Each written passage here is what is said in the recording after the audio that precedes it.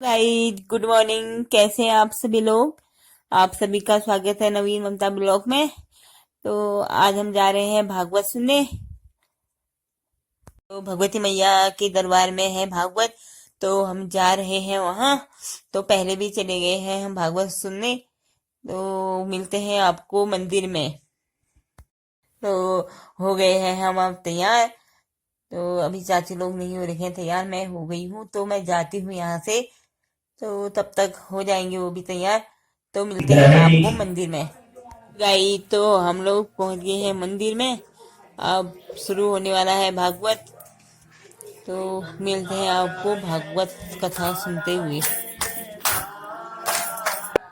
तो व्यास जी महाराज जन्मेजय को बता रहे हैं कि आगे कलयुग की स्थिति कैसे होगी। कल धर्म बताते हैं। आज देख रहे हैं आप सनातन के लिए कितनी लड़ाई हो रही है, पहले नहीं हुई कभी। क्योंकि 5123 वर्ष से ज्यादा हो चुकी है। तो अब धीरे धीरे जो हमारे सनातन धर्मी लोग हैं उनको भी अपने ही धर्म पर शक होने लगा कि वास्तव में सनातनी है कि नहीं है। ये युग का प्रभाव है। इसलिए हम लोग बड़भागी हैं, परमात्मा से, धर्म शास्त्रों से, धर्म ग्रंथों से, वेदों से जुड़े रहे। माता रानी से यही प्रार्थना करें, हे माँ, हे जगदम्बा, वो घनघोर कलयुग हमको ना देखना पड़े। क्योंकि अभी तो भैया 4,36,877 वर्ष बाकी है। अभी कलयुग का प्रथम चरण है, अभी तो कलयुग बच्चा है। 40 से 50 वर्षों में देखो कितना अंतर आ चुका है। जिन माताओं की या जिन पुरुषों की अवस्था 50-60 वर्ष से 75 वर्ष है, उनसे पूछो कि 40 साल पहले की स्थिति क्या थी और आज क्या है। माता पिता का सम्मान होता था, सास ससुर का सम्मान होता था, भाई भाई में बहुत प्रेम था, अड़ोस पड़ोस में बहुत प्रेम था। किसी के यहाँ अगर मेहमान आ जाए तो आस पड़ोस के लोग दही लेके, दूध लेके उनके घर में पहुंच जाते, जो कि साग सब्जी भी आज नया कौन आ रहा कभी, आज नया मेहमान आ रही। पर आज 2 मेहमान आ जाए तो सर दर्द होने लग जाता है, कब जाएंगे। पहले से 1 या 2 कमरे थे, आज 10-10 कमरों का मकान है, फिर भी हर एक व्यक्ति को अलग अलग कमरा चाहिए। ने पौन बच दिया। पर हमारी परंपरा थी अतिथि देवो भव। जब मेहमान आते थे बड़े खुश, सब लोग मिलने के लिए आते थे। गांव वाले आओ ना, कौन आ रहा है, तुम्हें भेंट कर भी होना। आज क्यों हम क्या जना बनाने होगा, जरूरत है हमारे यहाँ आलू निकलते हैं, हम के लिए जना। पर पहले अगर हमारे घर में गाय गाई है, भैंस है, धिनाली है, तो दही लेके, दूध लेके, सब्जी लेके आना, कौन आराम कभी उनके उन्होंने दी उसी।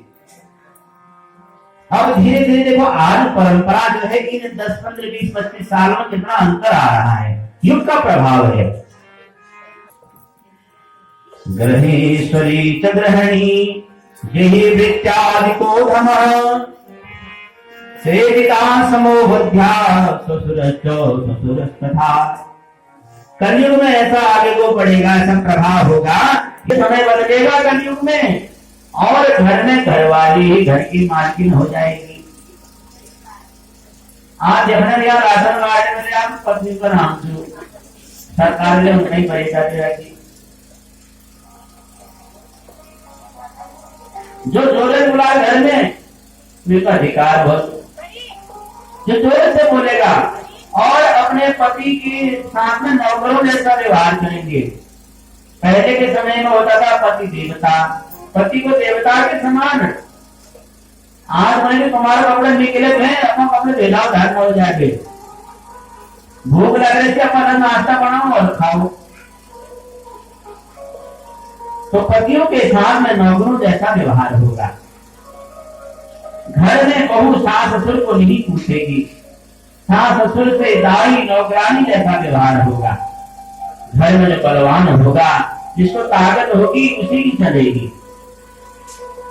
माँ बाप सास ससुर अपने बच्चों को देखकर डरेंगे। पहले के समय में पिताजी अगर वहां यहाँ पर बैठे, बच्चा उस कमरे में, शर्म पिता के सामने जाने में भय संकोच होता था। अपने पिता की आंखों को देखकर एक डर लगता था बच्चे को। पर आज देखो, पिता के कंधे में हाथ रख के चल रहे हैं। समय परिवर्तन हो रहा है। घर में स्त्रियां बात बात में अपने पति को आंख दिखाएंगी। ब्राह्मण, क्षत्रिय, वैश्य आपस में सब एक हो जाएगा। विवाह में कोई अंतर नहीं होगा। ब्राह्मण क्षत्रियों के साथ में, क्षत्रिय ब्राह्मणों के साथ में विवाह करने रहेंगे। अपने शास्त्रों को छोड़कर मृक्षों के शास्त्रों का अध्ययन करेंगे। यानी कि हमारे जो धर्म शास्त्र हैं, वेद हैं, पुराण हैं, महाभारत है, रामायण है, गीता है, इनको छोड़कर पुराण पढ़ेंगे। मृक्षों के शास्त्र का अध्ययन करेंगे। अपने शास्त्रों में विश्वास नहीं होगा। आज आप देख रहे हैं, हो रहा है। अगर होगा नहीं तो हमारे धर्म शास्त्र झूठे हो जाएंगे। व्यास जी ने पहले लिख दिया, पर जो माँ की शरण में रहते हैं, माँ भगवती के भक्त होते हैं, माँ जगदम्बा की कथा को सुनते हैं, उन पर कलयुग का प्रभाव नहीं होता। क्योंकि कलयुग को 4 स्थान प्राप्त है। जहां पर मदिरापान होता हो, जहां पर वैश्यावृत्ति होती हो, जहां पर हिंसा होती हो, जहां पर जुआ खेला जाता हो, उन स्थान पर कलयुग का वास माना गया है। और 2 नंबर की कमाई जहां पर हो, वहां पर भी कलयुग का वास माना गया है। 2 नंबर के धन में, सुवर्ण में। व्यास जी महाराज कहते हैं, बेटा जन्मेजय, धीरे धीरे जब कलयुग बढ़ेगा, जमीन में अन्नोत्पादन नहीं होगा। भूमि जो है बंजर हो जाएगी। गांव के गांव खाली हो जाएंगे। लोग शहरों में जाकर रहने लगेंगे। धर्महीना पुण्यहीना वर्णा तत्वारेव च लक्ष्येषु पुण्यकाम्योऽपि न तिष्ठति ततः परम्। वर्णाश्रम को कोई नहीं मानेगा, पुण्य कर्म कोई नहीं करेंगे। गांव शून्य हो जाएंगे। लोग अपने गांव को, गांव घरों को छोड़कर शहरों में जाकर रहेंगे। तालाब सूख जाएंगे, धारें सूख जाएंगे, धीरे धीरे नौले सूखने लगेंगे। जमीन बंजर हो जाएगी और जमीन फसल विहीन हो जाएगी। आज हम देख रहे हैं कि सारी देखो भूमि बंजर होने लगी है। जहां देखो सब जगह बस अन्न उत्पादन नहीं है ही नहीं। कलयुग में स्त्री और पुरुष प्रायः बौने हो जाएंगे। शरीर जो है, पहले जो 6 फीट के 7 फीट के पुरुष होते थे, वह धीरे धीरे उनका शरीर छोटा हो जाएगा। जब घनघोर कलयुग आएगा, 16 वर्ष की अवस्था में बाल पकने लग जाएंगे, बाल सफेद होने लग जाएंगे। 20 वर्ष की अवस्था में शरीर में बुढ़ापा आ जाएगा। 8 वर्ष की कन्या युवती हो जाएगी। 8 वर्ष की कन्या की संतान होने लगेगी। 16 वर्ष की अवस्था में कन्या बूढ़ी हो जाएगी और लगभग 20 वर्ष में इस संसार को छोड़कर चले जाएंगे। इतनी कम आयु हो जाएगी। क्योंकि जो कलयुग है, कलयुग माने कलह का युग। बात बात में झगड़ा, बात बात में कलह। लोग अपने भाई से राय मशवरा नहीं करेंगे। अगर घर में कोई काम काज है तो अपने ससुराल में साले साहब से पूछा जाएगा हम क्या करें। नियम कहता है सबसे पहले अपने पिताजी से पूछना चाहिए, माँ से पूछना चाहिए, भाई से पूछना चाहिए, ताऊ जी से, चाचा जी से, अपने पारिवारिक जनों से पूछना चाहिए कि हमें क्या करना है। कोई बड़ा काम करना है तो राय मशवरा अपने बड़ों से, अपने पारिवारिक जनों से लेना चाहिए। पर कलयुग में ऐसा प्रभाव होगा कि साले साहब से पूछा जाएगा फोन करके अब हम क्या करें। ऐसा भयंकर समय आएगा। और स्त्रियां पातिव्रत धर्म को छोड़ देंगी। पराए घर में जाने में संकोच नहीं होगा। आज देखते होंगे आप लोग, मोबाइल में, टीवी में खबर आती है, 2 बच्चों की माँ आज उसके साथ भाग गई। माया ममता धीरे धीरे मर जाएगी, बच्चों से लाड़ प्यार कम हो जाएगा और बच्चों का भी माता पिता से प्रेम कम हो जाएगा, प्रेम प्यार नहीं रहेगा, क्योंकि यह युग का प्रभाव है।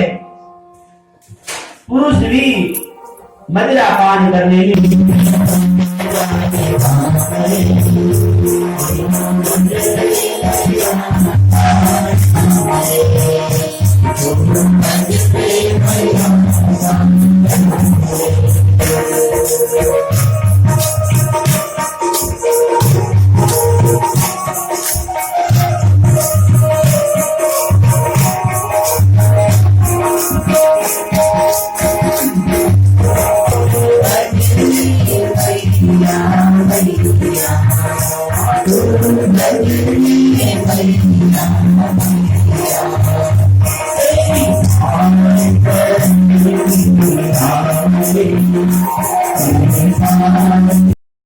के रूप में, भद्रकाली के रूप में, कोकिला के रूप में जब सती को लेकर जा रहे थे तो भगवान नारायण ने, विष्णु ने कहते हैं, माँ सती के शरीर के खंड खंड के जो जितने स्थानों पर माँ के अंग के अविशुद्ध पेट बन गए।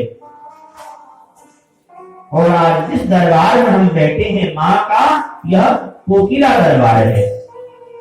माँ का जो स्वर है वो कोयल के समान मीठा है। हम तो जब कभी इधर उधर जाते हैं, कोयल का दर्शन होता है, फिर समझते कि माँ भगवती का दर्शन हो गया, क्योंकि माँ का नाम कोकिला है। तो आदि शक्ति माँ भगवती माँ जगदम्बा से प्रार्थना करता हूँ सभी भक्तों के मनोरथ पूर्ण हो, क्योंकि हरि अनंत, हरि कथा अनंता। माँ की महिमा तो भगवान हरि से भी और ज्यादा है, क्योंकि माँ भगवती माँ जगदम्बा सारे देवताओं की भी माँ है, मनुष्यों की भी माँ है, चराचर जगत की माँ है। तो कल यज्ञ का पारण होगा और कथा, महात्मा की कथा हम लोग श्रवण कराई जाएगी। तो कथा का आज विश्राम दिवस है। कथा हमेशा विश्राम लेती है, कथा पूरी नहीं होती, क्योंकि माँ भगवती की महिमा अनंत है और उनकी कथाएं भी अनंत है। इसलिए कभी ये नहीं कहना चाहिए काठपुर है क्या आज, कभी हमें हो काठपुर। संसारी लोगों की व्यथा होती है, 4 लोग 4 माताएं नहीं बनकर इकट्ठी हो जाए तो कर कर कर कर कर कर कर कर चुप करना मुश्किल हो जाता है, यहाँ की वहां की, इधर की उधर की। हम लोगों की होती है व्यथा और माँ भगवती की होती है कथा। तो कथा कभी पूरी नहीं होती, कथा विश्राम लेती है। आज यहाँ कथा का विश्राम हो रहा है, कहीं और भाषण शुरू हो रहा होगा, कहीं माँ की महिमा और गाई जा रही होगी, माँ की कृपा होगी तो पुनः यहाँ और गाई जाएगी। माँ भगवती माँ जगदम्बा की कथा अनंत है, इसलिए आज कथा का विश्राम दिवस है। कल यज्ञ का पारण है।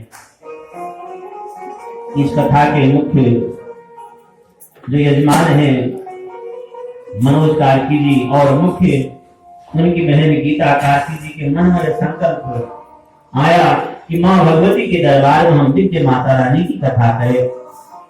आज उनके भाइयों ने, मनोज सिंह जी ने, भरत सिंह जी, भूपेंद्र सिंह जी, चाचा श्री गोपाल सिंह जी और उनकी बहने, इष्ट मित्र, बंधु बांधव, ग्रामवासी, समस्त पुजारी परिवार, संत लोग, हमारी कैसी धाम से हनुमान जी भी आए हैं और योगानंद जी, केशव गिरी जी, सुंदर संतों का यहाँ पर आगमन हुआ।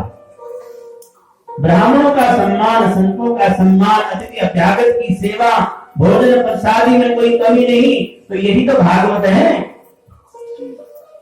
जिससे हमारी हृदय भक्ति, ज्ञान, वैराग्य का प्राकट्य हो।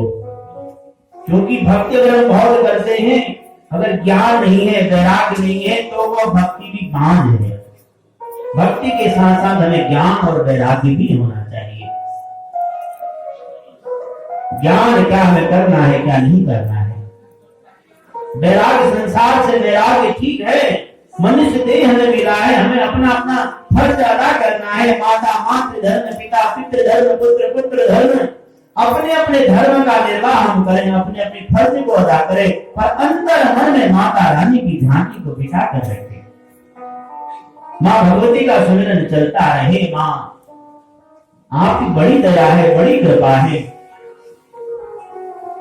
कि हमें तुम्हारी याद आ रही है, तुम्हारा सत्संग भजन करने का हमें सौभाग्य मिल रहा है। माता रानी से यही विनती करनी है, तभी हमारा जीवन सफल हो पाएगा। अब कई लोग भागवत करते हैं पैसे के दम पर, हमारे पास बहुत पैसा दिखावे भी कर रहे तो हम भी करें, परंतु जब तक श्रद्धा, भवानी शंकर वंदे श्रद्धा विश्वास रूपिणो, श्रद्धा भी होनी चाहिए ब्राह्मणों के प्रति, महात्माओं के प्रति, माँ भगवती के प्रति, और विश्वास भी होना चाहिए कि माता की हम पूजा कर रहे हैं तो माता हमारी पूजा को स्वीकार करेगी, हमारे ऊपर माता रानी की कृपा होगी, ऐसा विश्वास हमारे भीतर होना चाहिए। क्योंकि मंत्र, औषधि और आशीर्वाद ये श्रद्धा से फलीभूत होते हैं। ब्राह्मण लोग मंत्र कर रहे हैं तो उसमें विश्वास हो, श्रद्धा हो। औषधि जब दवाई खाते हैं तो हमने बोला कि वो बंगाली वाला दवाई में बहुत रजने, ये वो डॉक्टर दवाई में खाने में एकदम ठीक है, जब भी बात आने अब डॉक्टर को घर लेके होना दवाई, पर हमारा विश्वास हो जाता है। किसी की यहाँ की दवाई खा के हम ठीक हो जाते हैं तो हमारा विश्वास बढ़ जाता है। अगर भयंकर रोगी अगर डॉक्टर साहब के पास में पहुंचता है, उन्होंने कह दिया कि तुम ठीक हो जाओगे, फिक्र ना करो, भयंकर बीमारी उसको लगी हुई है, पर जब उन्होंने कह दिया आधे वैसे ठीक हो जाते हैं, उनके कह बिना दवाई खाई। अगर हल्की बहुत बीमारी हमको है, हम पहुंच गए अस्पताल में, उन्होंने कहा भैया 2 लाख रुपया लगेगा, अरे बहुत भयंकर बीमारी होगी तुमको, हल्की फुल्की बीमारी होगी, हम सुन के आधे वैसे ही मर जाएंगे। तो सब गुरु के वचनों पर विश्वास हो, मंत्र पर विश्वास हो, माँ भगवती पर विश्वास हो, तो अवश्य में हमारा यज्ञ सफल हो जाता है। भागवत हम बहुत जगह जाते हैं, पर यहाँ पर बड़ा आनंद आया। हमारे संगीतकार भाई लोग भी दूर दूर से आए हुए हैं। पाठक जी भी कल कह रहे थे कि अब यहाँ से जाने का मन नहीं कर रहा, क्योंकि स्थान इतना पवित्र है। हर 8-9 दिन कब बीत गए पता ही नहीं चला। हर किसी को यही लग रहा है कि हम कल ही तो आए थे और लंबा यज्ञ होता। तो ये माता रानी की कृपा हमारे ऊपर बरस गई, समझो माता रानी से हमें प्रेम हो गया है। क्योंकि प्रेम जब अनंत हो गया तो रोम रोम संत हो गया। प्रेम जब अनंत हो गया तो रोम रोम संत हो गया। प्रेम जब अनंत हो गया तो रोम रोम संत हो गया। प्रेम जब अनंत हो गया तो रोम रोम संत हो गया। देवालय बन गया मन, देवालय बन गया मन, हृदय को आनंद हो गया, हृदय को आनंद हो गया। प्रेम जब अनंत हो गया, प्रेम जब अनंत हो गया तो रोम रोम संत हो गया।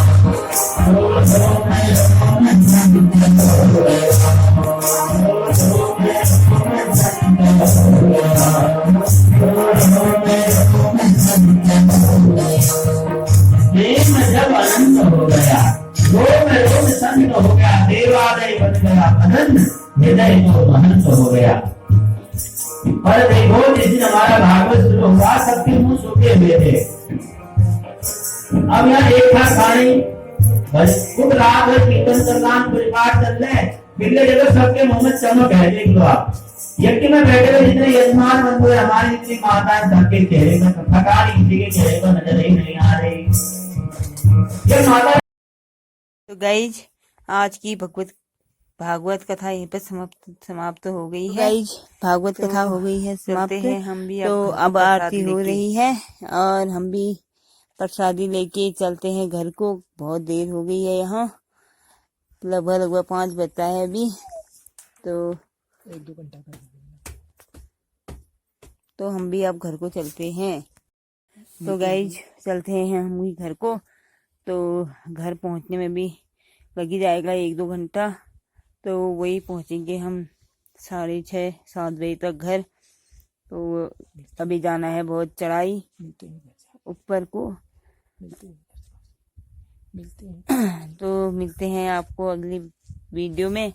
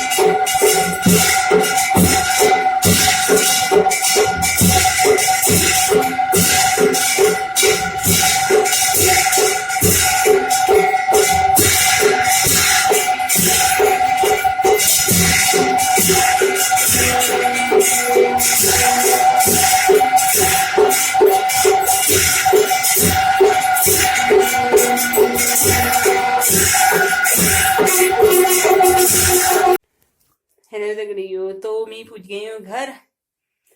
हो गई है ये रात करिए 7 बजते हैं तो 7 बज गए। 7 बजे आज भी वही पहुंच रही है 7 बजे। तो 7 बज गए।